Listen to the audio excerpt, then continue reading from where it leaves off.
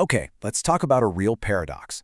We're looking at a country that's smaller than New Jersey, but somehow it became the undisputed global capital of cannabis science. And it did this all while the plant itself remained illegal.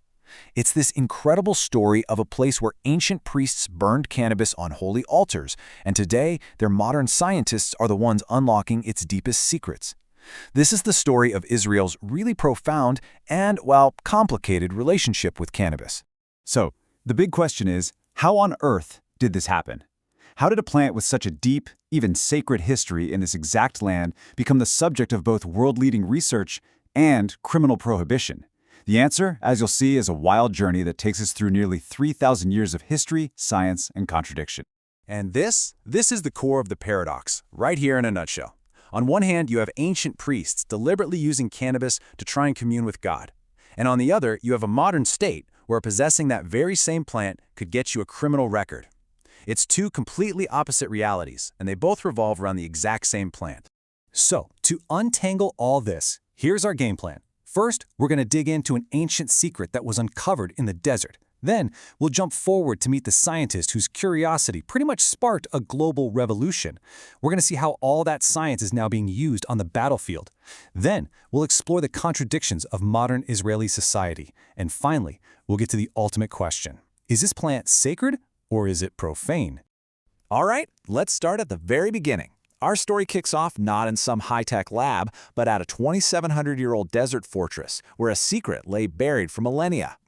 So, picture this. It's the 1960s, and archaeologists are excavating an ancient Judean shrine at a site called Tel Arad. They find these two altars with some kind of mysterious dark residue on them. But the technology back then, well, it just couldn't figure out what it was. For decades, those altars just sat in a museum, until 2020, when modern science could finally take a crack at those stains and reveal what was really going on. And the findings? Absolutely incredible. They showed a stunning level of sophistication. On the bigger altar, they found frankincense, which was burned with animal fat, probably to make the place smell nice and holy. But the smaller altar? That's where the real secret was. It was cannabis, loaded with THC and CBD, and it was burned with animal dung. Now, why dung? Well, it burns at a lower temperature, which is perfect for releasing the plant's psychoactive compounds without just burning them away. This wasn't an accident.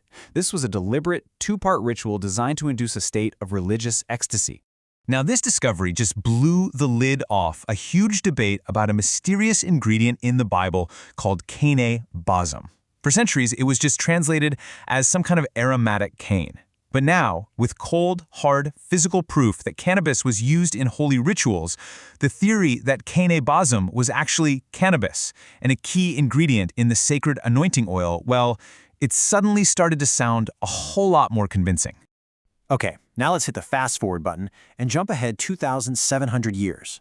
By the 1960s, that ancient ritual is long forgotten, but one scientist's frustration is about to launch a global revolution in how we understand this plant. And that scientist was Dr. Raphael Mechoulam. He was just baffled. I mean, think about it.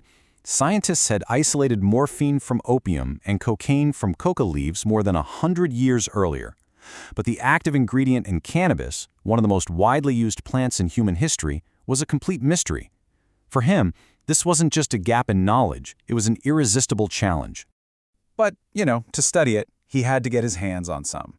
So, in a move that has become the stuff of legend, Mechoulam gets permission to go pick up 5 kilograms, that's 11 pounds, of confiscated hashish from the police.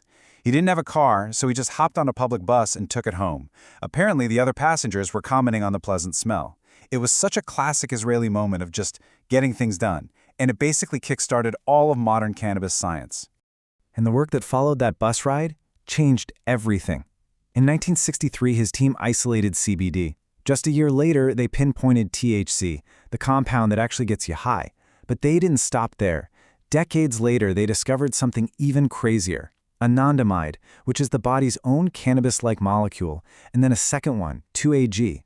So he didn't just map the plant. He ended up mapping a whole new communication system inside the human body itself. And this is so crucial. Mechoulam's quest to understand a plant led directly to the discovery of the endocannabinoid system. It turns out to be a master regulator in all our bodies, influencing everything from our mood and memory to our appetite and how we feel pain. It's truly one of the most important biological discoveries of the 20th century. And it all started with that 11-pound bag of hash on a public bus. So now let's look at one of the most dramatic applications of all this science, using cannabis to treat the invisible wounds of war. The numbers here are just staggering. In recent years, and especially since the conflict escalated in October 2023, the number of Israeli soldiers being treated with medical cannabis for PTSD has absolutely skyrocketed. We're talking a 140% increase. This isn't some minor experimental program. This has become a primary tool for dealing with a massive mental health crisis. So why did cannabis become so essential? Well, it's because of this huge treatment gap. Studies showed that while maybe up to 11% of combat soldiers were suffering from PTSD, only about 2% of them were actually seeking help through official military channels. There was this giant disconnect between the soldiers who were suffering and those who felt they could actually come forward and ask for help. And cannabis filled that gap. You have to remember, for many soldiers, the military itself was a source of their trauma, so the idea of going back to an army facility for therapy was a total non-starter. Cannabis offered immediate relief that they could use privately, without the stigma of admitting a psychological injury to their commanders. Now, this military use is really just one piece of a much larger national puzzle. The whole country is just a landscape of contradictions when it comes to cannabis, pitting the law against science and, frankly, against popular culture. I mean, check this out. Despite being technically illegal, cannabis use in Israel is incredibly widespread. A staggering 27% of adults say they've used it in the past year. That is one of the highest rates on the entire planet, way higher than places like the US. So the law is saying one thing, but the people, they're clearly doing something else entirely.